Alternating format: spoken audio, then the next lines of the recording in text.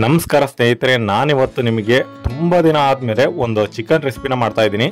ಶ್ರಾವಣ ಗಣಪತಿ ಹಬ್ಬ ಅನ್ಕಂತ 1.5 ತಿಂಗಳಾಯ್ತು ಚಿಕನ್ ಬಿಟ್ಟು. ನನಗಂತೂ ಈ ಜೀವನವೇ ಬೇಸರ ಆಗೋಗ್ಬಿಟ್ಟಿದೆ.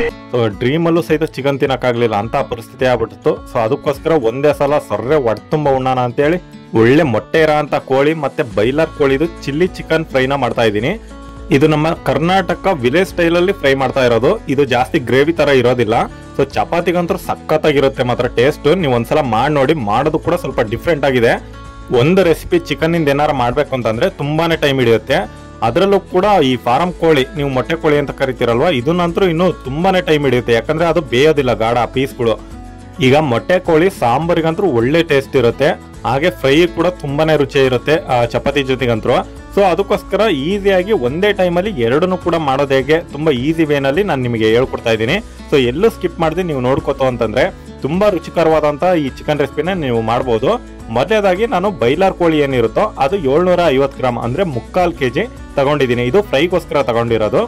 ಆಲ್ಮೋಸ್ಟ್ ಈ ಫ್ರೈಗೆ ಒಂದು leg piece, boneless chicken, liver ಅಂದ್ರೆ ಕಂದ್ರಕಾಯಿ, ಹೀರೆಕಾಯಿ ಅಂತೀವಲ್ವ, ಸೊ ಆ ರೀತಿಯಾದಂತ ಗಿಜರ್ಟ್ಸ್ ನಾವು ಜಾಸ್ತಿನೇ ಬಳಸಬೇಕಾಗುತ್ತೆ. ಈಗ ನೆಕ್ಸ್ಟ್ ಮೊಟ್ಟೆ ಕೋಳಿ ಕರೆಕ್ಟ್ 1 kg ಇದೆ. ಇದು ಜಾಸ್ತಿನೂ ಇಲ್ಲ ಕಮ್ಮಿನೂ ಇಲ್ಲ. 1 kg ಚಿಕನ್ ಅಂದ್ರೆ ಬರೀ ನಿಮಗೆ ಬೋನ್ಲೆಸ್ ಸಿಗೋದಿಲ್ಲ ಇದರಲ್ಲಿ. ಯಾಕಂತಂದ್ರೆ ಇದು ಬರೋದೇ ಜಾಸ್ತಿ ಬೋನ್ಸ್ ಇರ್ತವೆ. ಸೊ ಹಂಗಾಗಿ ಮೆತ್ತನ್ ಪೀಸ್ ನೀವು ಹುಡ್ಕಂತ ಅವಶ್ಯಕತೆ ಇರೋದಿಲ್ಲ, ಯಾಕಂದ್ರೆ ಇರೋದು ಇಲ್ಲ ಅದು. ಆದ್ರೂ ಕೂಡ ಇದು ಸಾಂಬಾರಿಗೆ ಸಖತ್ ರುಚಿ ಇರುತ್ತೆ. ಇದು ಬೈಲರ್ ಕೋಳಿಗೆ ಹೋಲಿಸಿದ್ರೆ ಸಾಂಬಾರ್ ಮಾತ್ರ ಸೂಪರ್ ಟೇಸ್ಟ್ ಆಗುತ್ತೆ. ಬರೀ ಪೀಸೇ ತೋರಿಸ್ತಿದೀಯಾ, ಮೊಟ್ಟೆ ಎಲ್ಲಪ್ಪ ಅಂದ್ರೆ ಇಲ್ಲಿದೆ ನೋಡಿ. ಸೊ ಈಗ ಮೊಟ್ಟೆನೂ ಕೂಡ ಸಪ್ರೇಟ್ ಆಗಿ ಇಟ್ಕೊಂತೀವಿ ನಾವು. ಅದ್ರ ಗಿಜರ್ಸ್ ಅಂದ್ರೆ ಲಿವರ್ ಆಗಿರ್ಬೋದು, ಮೊಟ್ಟೆ ಆಗಿರ್ಬೋದು, ಅವನ್ನೆಲ್ಲ ಸಪ್ರೇಟ್ ಆಗಿ ಇಟ್ಕೋಬೇಕಾಗುತ್ತೆ. ಯಾಕಂದ್ರೆ ನಾವು ಜೊತೆನಲ್ಲೇ ಹಾಕಿ ಸಾಂಬಾರ್ ಮಾಡೋಂಗಿಲ್ಲ. ಅದು ಯಾವಾಗ ಹಾಕ್ಬೇಕು ಅಂತ ನಾನು ಹೇಳ್ಕೊಡ್ತೀನಿ ನಿಮಗೆ. ಸೊ ಇವಾಗ ಮೊಟ್ಟೆ ಕೋಳಿ ನೋಡಿದ್ರಲ್ವಾ, ಈಗ ನೆಕ್ಸ್ಟ್ ಯಾವ ರೀತಿ ಮಾಡೋದು ಅಂತ ಹೇಳ್ಕೊಡ್ತೀನಿ, ನೋಡ್ಕೊಳ್ಳಿ. ಇದರಲ್ಲಿ ತಲೆ ಎಲ್ಲೋ ಮಿಸ್ ಆಯ್ತು, ಎಲ್ಲಿ ಅಡಿಗೆ ಹೋಗಿತ್ತ ಗೊತ್ತಿಲ್ಲ ಅದು.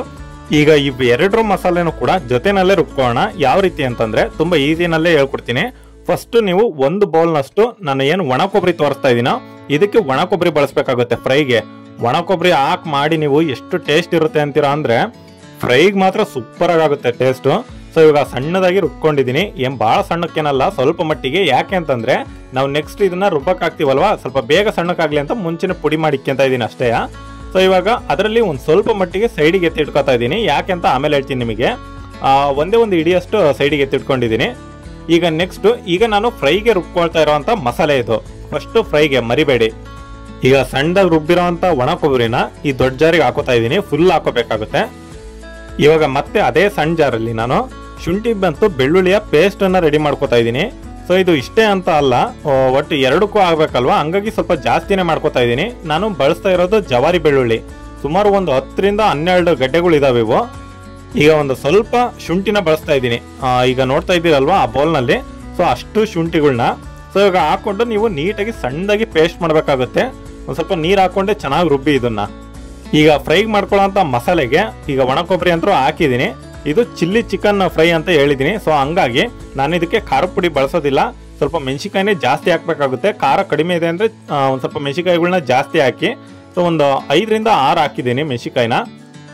ಅರ್ಧ ಈರುಳ್ಳಿ, ಮತ್ತೆ ಒಂದು ಸ್ವಲ್ಪ ಕೊತ್ತಂಬರಿ, ಹಾಗೆ ಅರ್ಧ ಟೊಮೆಟೊ ಹಣ್ಣು, 3 ರಿಂದ 5 ಮೆಣಸಿನಕಾಳು, ಹಾಗೆ ಅರ್ಧ ಚಮಚ ಉಪ್ಪು.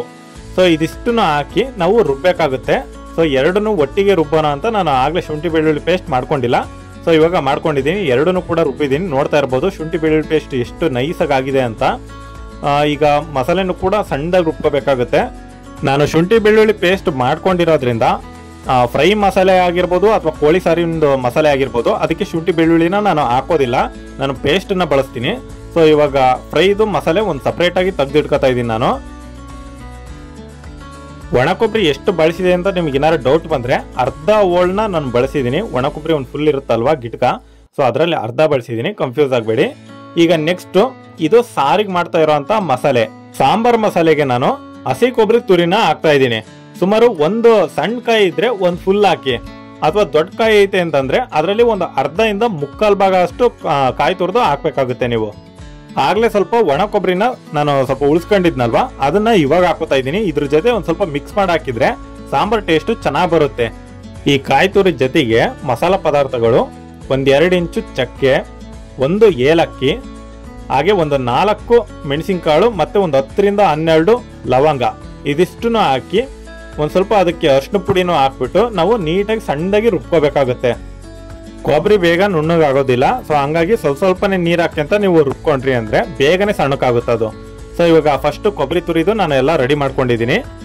ನಿಮ್ಮ ಹತ್ರ 2 ಜಾರ್ ಇತ್ತು ಅಂತಂದರೆ ಇಷ್ಟು ರಿಸ್ಕ್ ಅನ್ಸೋದೇ ಇಲ್ಲ, ಇನ್ನೂ ಕೂಡ ಈಸಿ ಆಗುತ್ತೆ ನಿಮಗೆ. ಬಟ್ ನಾನು ಈ ಒಂದೇ ಜಾರಲ್ಲಿ ಮಾಡ್ತಾ ಇರೋದು. ಸೊ ಹಂಗಾಗಿ ನೀಟಾಗಿ ಅರ್ಥ ಆಗಲಿ ಅಂತಲೇ ಮಾಡ್ತಾ ಇದ್ದೀನಿ. ಯಾರು ಕೂಡ ಕನ್ಫ್ಯೂಸ್ ಆಗಬೇಡಿ. ಕನ್ಫ್ಯೂಸ್ ಆದರೆ ಇನ್ನೊಂದ್ಸಲ ವಿಡಿಯೋನ ರಿಪೀಟ್ ಹಾಕೊಂಡು ನೋಡಿ ಗೊತ್ತಾಗುತ್ತೆ. ಕೊಬ್ಬರಿದೆಲ್ಲ ತುರಿದಾದ್ಮೇಲೆ ಅದೇ ಜಾರಿಗೆ ಈಗ 2 ಹೆಚ್ಚಿರೋ ಅಂತಹ ಈರುಳ್ಳಿ ಮತ್ತೆ 2 ಫುಲ್ ಹಣ್ಣಾಗಿರೋಂತಹ ಟೊಮೆಟೊ ಹಣ್ಣುಗಳನ್ನ ಹಾಕೊಂಡಿದ್ದೀನಿ. 2 ಸ್ಪೂನ್ ಅಷ್ಟು ಚಿಕನ್ ಮಸಾಲ ಪೌಡರ್ನ ಹಾಕ್ತಾ ಇದ್ದೀನಿ. 1.5 ಚಮಚದಷ್ಟು ನಾನು ಕಾಶ್ಮೀರಿ ಚಿಲ್ಲಿ ಪೌಡರ್ನ ಹಾಕ್ತಾ ಇದ್ದೀನಿ. ಯಾವ ಖಾರ ಪುಡಿನಾರ ಹಾಕ್ರಿ, ಅದಕ್ಕೇನು ನಡೆಯುತ್ತೆ. ಸೊ ಬಟ್ ಕಲರ್ ಚೆನ್ನಾಗಿ ಬರಲಿ ಅನ್ನೋ ಕಾರಣಕ್ಕೆ ಹಾಕಿದ್ದೀನಿ ಅಷ್ಟೇ. ಈಗ ಒಂದು ಸ್ವಲ್ಪ ಕೊತ್ತಂಬರಿನ ಹಾಕೊಂಡಿದ್ದೀನಿ. ಹಾಗೆ 1 ಚಮಚ ಕಲ್ಲುಪ್ಪನ್ನ ಬಳಸ್ತಾ ಇದ್ದೀನಿ. ಹಾಗೆ ಸ್ವಲ್ಪನೇ ನೀರು ಹಾಕೊಂಡು ಇದನ್ನ ನಾವು ಸಣ್ಣ ರುಬ್ಕೋಬೇಕಾಗುತ್ತೆ. ಅವಾಗಲೇ ಕಾಯಿ ರುಬ್ಬಿಟ್ಕೊಂಡಿದ್ವಲ್ವ ಅದೇ ಮಸಾಲೆಗೆ ಇದನ್ನ ಹಾಕ್ತಾ ಇದ್ದೀನಿ. 2 ಮಿಕ್ಸ್ ಮಾಡಿದ್ರು ನಡೆಯುತ್ತೆ, ಯಾಕೆಂತಂದ್ರೆ ಇದು ಒಂದೇ ಸಾರಿಗೆ ಹಾಕೋದಲ್ವಾ. ಸೊ ಹಂಗಾಗಿ ಇಷ್ಟು ನೀವು 2 ಮಸಾಲೆಗಳನ್ನ ರೆಡಿ ಮಾಡ್ಕೊಂಡ್ರಿ ಅಂತಂದ್ರೆ ಇನ್ನು ಅಡುಗೆ ಮಾಡೋದು ತಡನೇ ಇಲ್ಲ ಅಂತ ಅನ್ಕೊಂಬಿಡಿ. ಈಗ ನಾನು ಫಸ್ಟ್ ಕೋಳಿ ಸಾರಿಂದ ಮಾಡ್ತಾ ಇದ್ದೀನಿ. 1 ಸ್ಪೂನು ಎಣ್ಣೆನೆ ಬಿಟ್ಟಿದ್ದೀನಿ. ನಾನು ಕುಕ್ಕರಲ್ಲೇ ಮಾಡ್ತಾ ಇದ್ದೀನಿ ಕೋಳಿ ಸಾರು ಮಾತ್ರ, ಯಾಕೆ ಅಂತಂದ್ರೆ ಇದು ಬೇಗ ಬೇಯೋದಿಲ್ಲ ಅಲ್ವಾ. ಸೊ ಹಂಗಾಗಿ ನಾವು ಕುಕ್ಕರಲ್ಲಿ ಕೂಗಿಸ್ಬೇಕಾಗುತ್ತೆ ಚೆನ್ನಾಗಿ. ಸೊ ಅದಕ್ಕೋಸ್ಕರ ಎಣ್ಣೆ ಸ್ವಲ್ಪ ಕಾದ ನಂತರ ಚಿಕನ್ ಎಲ್ಲ ಅದಕ್ಕೆ ಹಾಕೋತಾ ಇದ್ದೀನಿ. ಈ ಹೊಟ್ಟೆ ಭಾಗ ಏನಿರುತ್ತೋ ಇದನ್ನು ಕೂಡ ಇವಾಗಲೇ ಹಾಕೊಂಡು ನಾವು ಚೆನ್ನಾಗಿ ಬೇಯಿಸ್ಬೇಕಾಗುತ್ತೆ. ಇದೆ ಯಾಕಂದ್ರೆ ಬೇಯೋದಿಲ್ಲ ಅದು. ಸೊ ಲಾಸ್ಟಲ್ಲಿ ಹಾಕಕ್ ಹೋದ್ರೆ ಫಸ್ಟೇ ಹಾಕೊಂಡು ನಾನು ಚೆನ್ನಾಗಿ ಬೇಯಿಸ್ತಾ ಇದ್ದೀನಿ. ಲಿವರ್ ಮತ್ತೆ ಮೊಟ್ಟೆ ಮಾತ್ರ ಸಪ್ರೇಟ್ ಆಗಿ ತಗೊಂಡಿದ್ದೀನಿ. ಇದಕ್ಕೆ ಒಂದು 3 ಚಿಟಿಕೆಯಷ್ಟು ಅರಿಶಿನ ಪುಡಿ ಮತ್ತೆ ಒಂದು ಸ್ವಲ್ಪ ಶುಂಠಿ ಬೆಳ್ಳುಳ್ಳಿ ಪೇಸ್ಟ್ ಅಂದ್ರೆ ಒಂದು 2 ಸ್ಪೂನ್ ಅಷ್ಟು ಹಾಕ್ತಾ ಇದ್ದೀನಿ ನಾನು. ಹಸಿ ಸ್ಮೆಲ್ ಎಲ್ಲ ಚೆನ್ನಾಗಿ ಹೋಗೋ ತನಕ ಅದನ್ನ ಗೂರಾಡಿ ಆಮೇಲೆ 1 ಸ್ಪೂನು ಸಣ್ಣ ಉಪ್ಪನ್ನ ಹಾಕ್ತಾ ಇದ್ದೀನಿ. ಹಾಕ್ಬಿಟ್ಟು ಇವಾಗ ನಾವು ನೀಟಾಗಿ ಮಿಕ್ಸ್ ಮಾಡಬೇಕಾಗುತ್ತೆ. ಎಣ್ಣೆಯಲ್ಲಿ ಫ್ರೈ ಆದ ನಂತರ ಇದಕ್ಕೆ 3 ಲೋಟದಷ್ಟು ನಾನು ನೀರನ್ನ ಬಿಡ್ತಾ ಇದ್ದೀನಿ. ಸೊ ಈ ರೀತಿ ನೋಡ್ತಾ ಇರ್ಬೋದು ನೀವು. ಚಿಕನ್ ಎಲ್ಲ ಒಂದು ಅರ್ಧನಾರ ಮುಳುಗಿದಾವೆ ಅಷ್ಟು ನಾವು ನೀರನ್ನ ಹಾಕ್ಬಿಟ್ಟು ಒಂದ್ ಸ್ವಲ್ಪ ಚೆನ್ನಾಗಿ ಮಿಕ್ಸ್ ಮಾಡಿ ಮತ್ತೊಂದ್ಸಲ. ಈಗ ನಾವು ಇದನ್ನ ಬೇಯೋದಕ್ಕೆ ಬಿಡಬೇಕಾಗುತ್ತೆ. ನಾರ್ಮಲ್ ಆಗಿ ನಾವು ಕ್ಯಾಪ್ ಮುಚ್ಚಿ ಅದಕ್ಕೆ ವಿಜಲ್ ಹಾಕಿ ಬಿಡ್ಬೇಕು. ಇದನ್ನ ಮಿನಿಮಮ್ 4 ರಿಂದ 5 ವಿಜಲ್ ಬರೋ ತನಕ ಇದನ್ನ ಬಿಟ್ಬಿಡೋಣ. ಒಂದ್ ಕಡೆ ಇದ್ರ ಪಾಡಿಗೆ ಇದು ಬೆಂದು ವಿಜಲ್ ಹೊಡ್ಕೊಳ್ಳಿ. ಈಗ ಇನ್ನೊಂದ್ ಕಡೆ ನಾವು ಚಿಕನ್ ಫ್ರೈ ಮಾಡೋದಕ್ಕೆ ರೆಡಿ ಮಾಡ್ಕೊಳ್ಳೋಣ. ಫಸ್ಟ್ ಒಂದು ಬಾಣ್ಲಿಗೆ ನಾನು 1.5 ಸ್ಪೂನ್ ಅಷ್ಟು ಎಣ್ಣೆನ ಬಿಟ್ಕೋತಾ ಇದ್ದೀನಿ. ಸ್ಪೂನು ದೊಡ್ಡದಿರೋದ್ರಿಂದ 1.5 ಹಾಕೊಂಡಿದ್ದೀನಿ. ನೀವು ಬೇಕಾದ್ರೆ ಒಂದು 2 ಸ್ಪೂನ್ ಹಾಕೊಳ್ಳಿ. ಈಗ ಫಸ್ಟ್ ನಾವು ಈ ಚಿಕನ್ ಎಲ್ಲ ಚೆನ್ನಾಗಿ ಎಣ್ಣೆನಲ್ಲಿ ಬೇಯಿಸ್ಬೇಕಾಗುತ್ತೆ.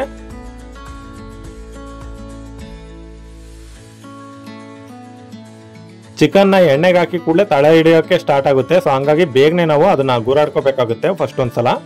ಸೊ ಇವಾಗ ಚಿಕನ್ ಎಲ್ಲ ಇದು ಬೇಗ ಬೇಯುತ್ತಲ್ವಾ ಬೈಲರ್ ಕೋಳಿ ಹೆಂಗುವ, ಒಂದ್ ಸ್ವಲ್ಪ ಮಟ್ಟಿಗೆ ಮಿಕ್ಸ್ ಮಾಡ್ಕೊಳ್ಳೋಣ ಎಲ್ಲಾನು ಕೂಡ. ಈಗ ಒಂದು 3 ಚಿಟಿಕೆಯಷ್ಟು ಅರಿಶಿನ ಪುಡಿನ ಹಾಕ್ತಾ ಇದ್ದೀನಿ. ಹಾಗೆ 1.5 ಸ್ಪೂನ್ ಅಷ್ಟು ಶುಂಠಿ ಬೆಳ್ಳುಳ್ಳಿ ಪೇಸ್ಟನ್ನ ಹಾಕ್ತಾ ಇದ್ದೀನಿ. 1 ಚಮಚ ಉಪ್ಪನ್ನ ಬಳಸ್ತಾ ಇದ್ದೀನಿ. ಈಗ ಹಾಕ್ಬಿಟ್ಟು ಮತ್ತೆ ಒಂದು ರೌಂಡ್ ಚೆನ್ನಾಗಿ ಮಿಕ್ಸ್ ಮಾಡ್ಕೊಳ್ಳೋಣ. ಚಿಕನ್ ಎಲ್ಲ ಆಲ್ಮೋಸ್ಟ್ ಒಂದು 50% ಇದರಲ್ಲೇ ಬೇಯಬೇಕದು. ಸ್ಟಾರ್ಟಿಂಗ್ ನಾವು ಎಣ್ಣೆ ಮತ್ತೆ ಈ ಅರಿಶಿನ ಪುಡಿ ಹಾಕಿರ್ತೀವಲ್ವಾ ಇದರಲ್ಲೇ. ಸೊ ಇವಾಗ ನೆಕ್ಸ್ಟ್ ನಾವು ಮಸಾಲೆನೇ ಹಾಕ್ಬೇಕಾಗುತ್ತೆ. ನಾನು ಇವಾಗ ಹಾಕ್ತಾ ಇರೋದು ಫ್ರೈಗೆ ರುಬ್ಕೊಂಡಿದ್ನಲ್ವಾ ಆ ಮಸಾಲೆನ ಹಾಕ್ತಾ ಇದ್ದೀನಿ. ಸೊ ಇದಕ್ಕೆ ನೀವು ನೀರನ್ನು ಜಾಸ್ತಿ ಬಿಟ್ಕೊಳಂಗಿಲ್ಲ. ಸೊ ನೀರು ಹಾಕಿದ್ರಿ ಅಂತಂದ್ರೆ ಒಂದು ಗ್ರೇವಿ ತರ ಆಗ್ಬಿಡುತ್ತೆ ಅದು. ಸೊ ಹಾಗಾಗಿ ನೀರನ್ನ ಕಡಿಮೆನೆ ಹಾಕಿ, ಹಾಗೆ ಇದಕ್ಕೆ ಅರ್ಧ ಹೆಚ್ಚಿರೋ ಅಂತ ಈರುಳ್ಳಿ ಮತ್ತೆ ಒಂದು 3 ರಿಂದ 4 ಹಸಿಮೆಣಸಿಕಾಯಿನ ಉದ್ದವಾಗಿ ಸೀಳಿ ಹಾಕೋತಾ ಇದ್ದೀನಿ. ಅರ್ಧ ಈರುಳ್ಳಿ ರುಬ್ಬಕ್ಕೆ ಹಾಕಿದ್ದೆ, ಈಗ ಅರ್ಧ ಈರುಳ್ಳಿ ಫ್ರೈಗೆ ಹಾಕ್ತಾ ಇದ್ದೀನಿ. ಸೊ ಇವಾಗ ಹಾಕ್ಬಿಟ್ಟು ಚೆನ್ನಾಗಿ ಒಂದ್ ಸ್ವಲ್ಪ ಈರುಳ್ಳಿ ಮೆಣಸಿಕಾಯಿ ಎಲ್ಲ ಬೇಯೋವರೆಗೂ ಮಿಕ್ಸ್ ಮಾಡ್ಕೊಳ್ಳೋಣ. ಈಗ ಮಸಾಲೆ ಎಲ್ಲ ಒಂದ್ ಸ್ವಲ್ಪ ಚೆನ್ನಾಗಿ ಬೆಂದಾದ್ಮೇಲೆ ಈಗ ನಾವು ಇದಕ್ಕೆ ಒಂದು 2 ಸ್ಪೂನ್ ಅಷ್ಟು ಚಿಕನ್ ಮಸಾಲ ಪೌಡರ್ನ ಹಾಕ್ತಾ ಇದ್ದೀನಿ. ನಾನು ಮಸಾಲೆ ರುಬ್ಕೋಬೇಕಾದ್ರೆ ಯಾವ ಮಸಾಲ ಪದಾರ್ಥನೂ ಹಾಕಿಲ್ಲ, ನೀವು ಬೇಕಾದ್ರೆ ರಿಪೀಟ್ ಹೋಗಿ ನೋಡಿ. ಸೊ ಹಂಗಾಗಿ ನಾನು ಜಾಸ್ತಿನೇ ಇದಕ್ಕೆ ಪುಡಿ ಬಳಸಬೇಕಾಗುತ್ತೆ ಚಿಕನ್ ಮಸಾಲ ಪೌಡರ್ನ. ಸೊ ಅದೊಂದು ನೆನಪಿನಲ್ಲಿ ಇಟ್ಕೊಳ್ಳಿ, ಮಸಾಲ ಪುಡಿನೇ ಜಾಸ್ತಿ ಇರಬೇಕು. ರುಬ್ಬೇಕಾದ್ರೆ ನೀವು ಬೇಕಿದ್ರೆ ಹಾಕೋಬಹುದು, ಇನ್ನೂ ರುಚಿ ಬರಲಿ ಅನ್ನೋ ಕಾರಣಕ್ಕೆ. ಸೊ ನಾನು ಹಾಕೊಂಡಿಲ್ಲ, ಪುಡಿನೇ ಜಾಸ್ತಿ ಹಾಕಿದ್ದೀನಿ. ಸೊ ಹಾಕ್ಬಿಟ್ಟು ಇವಾಗ ಒಂದ್ ಸ್ವಲ್ಪ ಮಿಕ್ಸ್ ಮಾಡ್ಕೋತಾ ಇದ್ದೀನಿ. ಹಾಗೆ ಮಿಕ್ಸ್ ಮಾಡ್ತಾ ಇದು ಡ್ರೈ ಆಗ್ತಾ ಗಟ್ಟಿ ಆಗುತ್ತೆ, ಚೆನ್ನಾಗಿ ಬರುತ್ತೆ ಅದ್ರದ್ದು ಒಗ್ಗರಣೆ ಮಾತ್ರ. ಸೊ ಇವಾಗ ಇದ್ರ ಮೇಲೆ ನೀವೇನಾರು ಉಪ್ಪು ಏನಾರು ಬೇಕಿದ್ರೆ ಉಪ್ಪು ಹಾಕೋಬಹುದು, ಏನಾರ ಖಾರ ಇನ್ನೇನು ಬೇಕು ಒಂದ್ಸಲ, ಯಾಕಂದ್ರೆ ಅಡವಾಗಿ ಮೆಣಸಿಕಾಯಿನೂ ರುಬ್ಬಕ್ಕೂ ಹಾಕಿದೀವಿ, ಈಗಲೂ ಹಾಕಿದ್ದೀನಿ. ಉಪ್ಪಿನ ರುಚಿ ಮತ್ತೆ ಮಸಾಲೆ ರುಚಿ ಒಂದು ನೀವು ನೋಡ್ಕೊಳ್ಳಿ ಅಷ್ಟೇ. ಈಗ ಲಾಸ್ಟ್ ಅಲ್ಲಿ ಸ್ವಲ್ಪ ಕೊತ್ತಂಬರಿನ ಹಾಕ್ತಾ ಇದ್ದೀನಿ, ಹಾಕ್ಬಿಟ್ಟು ಅದನ್ನು ಮಿಕ್ಸ್ ಮಾಡ್ತಾ ಇದ್ದೀನಿ ಇವಾಗ ಚೆನ್ನಾಗಿ. ಈಗ ಇನ್ನೊಂದು ಕಡೆ ವಿಜಲ್ ಬಂತು, ಮಿನಿಮಮ್ 5 ವಿಜಲ್ನ ನಾನೀಗ ಬಡ್ಸಿದ್ದೀನಿ. ಸೊ ಇಲ್ಲಿಗೆ ಲಾಸ್ಟ್ ಸಾಕು, ಆಫ್ ಮಾಡ್ತೀನಿ ನಾನು. ಇವಾಗ ಆಫ್ ಮಾಡಿಬಿಟ್ಟು ಇದನ್ನ ಸೈಡಲ್ಲಿ ಎತ್ತಿಟ್ಕೊಳ್ಳಿ. ಈಗ ಫ್ರೈ ಕಡೆ ಬರೋಣ. ಸೊ ಇವಾಗ ಫ್ರೈ ಎಲ್ಲ ಚೆನ್ನಾಗಿ ಪೀಸಸ್ ಎಲ್ಲ ಚೆನ್ನಾಗಿ ಬೆಂದಿದಾವೆ, ನೀವು ಟೆಸ್ಟ್ ಮಾಡ್ಬೋದು. ಈಗ ಗ್ರೇವಿನೂ ಕೂಡ ಫುಲ್ ಗಟ್ಟಿಯಾಗಿ ಬಂದಿದೆ, ಚಪಾತಿ ಮಾತ್ರ ಸಖತ್ತಾಗುತ್ತಿದ್ದು. ಇನ್ನು ಜಾಸ್ತಿ ನೀರು ಹಾಕ್ಬಿಟ್ರೆ ಫುಲ್ಲು ಸಾಂಬಾರ್ ಥರ ಆಗ್ಬಿಡುತ್ತೆ, ಹಂಗಾಗಿ ನಾನು ಹಾಕಿಲ್ಲ ಅಷ್ಟೇ. ಸೊ ಇವಾಗ ನೋಡ್ತಾ ಇರ್ಬೋದು ಎಷ್ಟು ಚೆನ್ನಾಗಿ ಬಂದಿದೆ ಅಂತ. ಅನ್ನ, ಚಪಾತಿ, ಮುದ್ದೆ ಇವು ಮೂರಕ್ಕೂ ಸಹಿತ ಸಖತ್ ಕಾಂಬಿನೇಷನ್ ಆಗುತ್ತೆ ಇದು, ನಾನು ಗ್ಯಾರಂಟಿ ಕೊಡ್ತೀನಿ. ಬೇಕಾರೆ ಲಾಸ್ಟ್ ಫ್ಲವರ್ ಡೆಕೋರೇಷನ್ ಮಾಡಿ ಇದನ್ನ ತೆಗೆದಿಟ್ಬಿಟ್ರೆ ಇಲ್ಲಿಗೆ ಫ್ರೈ ರೆಡಿ ಆಯ್ತು ಅಂತಾನೆ. ಸೊ ಈಗ ನೆಕ್ಸ್ಟ್ 5 ವಿಜಲ್ ಹೊಡ್ಸಿದ ನಂತರ ಯಾವ ರೀತಿ ಬೆಂದಿದೆ ನೋಡಿ. ಈಗ ಚಿಕನ್ ಮಾತ್ರ ಸಖತ್ ಪೀಸಸ್ ಎಲ್ಲ, ಈ ಫಾರಂ ಕೋಳಿ ಮೊದಲೇ ನಾವು ಗಟ್ಟಿ ಇರುತ್ತೆ ಮೆತ್ತಗಾಗಲ್ಲ ಅಂತೀವಲ್ವಾ, ಈ ರೀತಿ ಮಾಡಿದ್ರಿ ಅಂತಂದ್ರೆ ಫಸ್ಟೇ ಒಂದು ಸ್ವಲ್ಪ ಫ್ರೈ ಮಾಡಿಕೊಂಡು ಆಮೇಲೆ ಕುಕ್ಕರಲ್ಲಿ ನೀವು ಕೂಗ್ಸಕ್ಕೆ ಇಟ್ರಿ ಅಂತಂದ್ರೆ ಚೆನ್ನಾಗಿ ಮೆತ್ತಗಾಗುತ್ತೆ. ಸೊ ತಿನ್ಬೇಕಾದ್ರೂ ಕೂಡ ನಮಗೆ ಏನು ಬೆಂದಿಲ್ಲ ಅಂತ ಅನ್ಸೋದೇ ಇಲ್ಲ. ಇವಾಗ ಬೇಕಾದ್ರೆ ನೀವು ಮೊಟ್ಟೆ, ಲಿವರು ಅದೇನಿರುತ್ತೋ ಎಲ್ಲಾನು ಕೂಡ ಹಾಕೋಬಹುದು. ಸ್ಟಾರ್ಟಿಂಗ್ಗೆ ಏನಾರು ಹಾಕಿದಿದ್ರೆ ಮೊಟ್ಟೆ ಎಲ್ಲ ಕರಿಕೆ ಅಂದ್ರೆ ಹೋಗ್ಬಿಡವ ಅದರಲ್ಲಿ. ಸೊ ಹಂಗಾಗಿ ಲಾಸ್ಟಲ್ಲಿ ಹಾಕ್ಬೇಕಾಗುತ್ತೆ ನಾವು. ಇನ್ನು ನಾವು ಮಸಾಲೆ ಎಲ್ಲ ಹಾಕ್ತಿವಲ್ವಾ, ಅವಾಗ ಹಾಕಿದ್ರು ಕೂಡ ನಡೆಯುತ್ತೆ. ಸೊ ಅವು ಲಾಸ್ಟಲ್ಲಿ ಒಂದು 10 ನಿಮಿಷ ಬೇಕಿಟ್ರೆ ಸಾಕು, ಗಾಢ ಆಗ್ಬಿಡ್ತವೆ. ಸೊ ಹಂಗಾಗಿ ಇವಾಗ ಹಾಕಿದ್ದೀನಿ. ಆದಷ್ಟು ಮೊಟ್ಟೆ ಒಡಿಲಿಲ್ಲಂಗೆ ನಿಧಾನಕ್ಕೆ ಗೂರಾಡ್ರಿ, ಒಂದ್ 2 ನಿಮಿಷ ಅದು ಬೇಯೋ ತನಕ ಅಷ್ಟೇ, ಆಮೇಲೆ ಅವು ಒಡೆಯೋದಿಲ್ಲ. ಸೊ ಅದಕ್ಕೋಸ್ಕರ ಇವಾಗ ಮೊಟ್ಟೆ ಎಲ್ಲ ಅಡಿಗೆ ಹಾಕಿದೀನಿ ನಾನು, ಚೆನ್ನಾಗಿ ಬೆಂದ್ಕೊಳ್ಳಿ ಅಂತ. ಇವಾಗ ನಾವು ಮಸಾಲೆ ಏನಿರುತ್ತೋ ಅದನ್ನ ಹಾಕ್ಬೇಕಾಗುತ್ತೆ. ಇವಾಗ ಕೊಬ್ಬರಿ ಮತ್ತೆ ಖಾರದ ಮಸಾಲೆ ಎರಡನ್ನು ಕೂಡ ಜೊತೆಗೆ ಹಾಕ್ತಾ ಇದ್ದೀನಿ. ಇವಾಗ ಹಾಕ್ಬಿಟ್ಟು ನಮಗೆ ನೀರು ಎಷ್ಟು ಬೇಕೋ ಅಷ್ಟನ್ನ ಹಾಕೋಬಹುದು. ಹಾಗೆ ರುಚಿಗೆ ಮತ್ತೆ ಉಪ್ಪು, ಚಿಕನ್ ಮಸಾಲ ಪೌಡರು, ಮತ್ತೆ ಇನ್ನು ಏನಾರು ಖಾರ ಕಮ್ಮಿ ಆಗಿದ್ರೆ ಸ್ವಲ್ಪ ಖಾರ ಪುಡಿ, ಏನ್ ಬೇಕಾದ್ರೂ ಸರಿ ನೀವು ಹಾಕೊಂಡ್ಬಿಟ್ಟು ಚೆನ್ನಾಗಿ ಇವಾಗ ಕುದಿ ಬರೋ ಹಂಗೆ ಬಿಡ್ಬೇಕಾಗತ್ತೆ. ಎಷ್ಟು ಕುದಿಸ್ಬೇಕು ಅಂತಂದ್ರೆ ನೀವು ಇದನ್ನ ಪೀಸಸ್ ಎಲ್ಲ ನಿಮಗೆ ಗೊತ್ತಾಗುತ್ತೆ. ಸಾಂಬಾರ್ ಟೇಸ್ಟ್, ಸಾಂಬಾರಿನ ಬೇಗ ಬೇಯುತ್ತೆ, ಬಟ್ ಪೀಸಸ್ ಬೇಯೋದಿಲ್ಲ. ಹಂಗಾಗಿ ನೀವು ಎಷ್ಟು ಸಾಧ್ಯ ಆಗುತ್ತೋ ಅಷ್ಟು ಕುದಿಸಿ ಇದನ್ನ. ಈಗ ಮತ್ತೆ ಒಂದ್ ಸ್ವಲ್ಪ ಖಾರ ಪುಡಿನ ಹಾಕೋತಾ ಇದೀನಿ, ನನಗೆ ಖಾರ ಬೇಕು ಸ್ವಲ್ಪ ಸಾರು, ಯಾಕಂದ್ರೆ ಬಹಳ ದಿನ ಆದ್ಮೇಲೆ ತಿಂತಾ ಇರೋದಲ್ವಾ. ಸೊ ತೃಪ್ತಿ ಅನ್ಸ್ಬೇಕು ನಾನು ತಿಂದಿದ್ದಕ್ಕೂ, ಸೊ ಹಂಗಾಗಿ ಹಾಕೊಂಡಿದೀನಿ.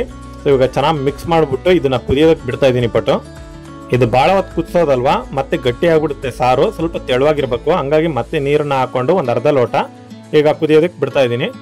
ಇವಾಗ ಚೆನ್ನಾಗಿ ಕುದಿ ಬರ್ತಾ ಇದೆ.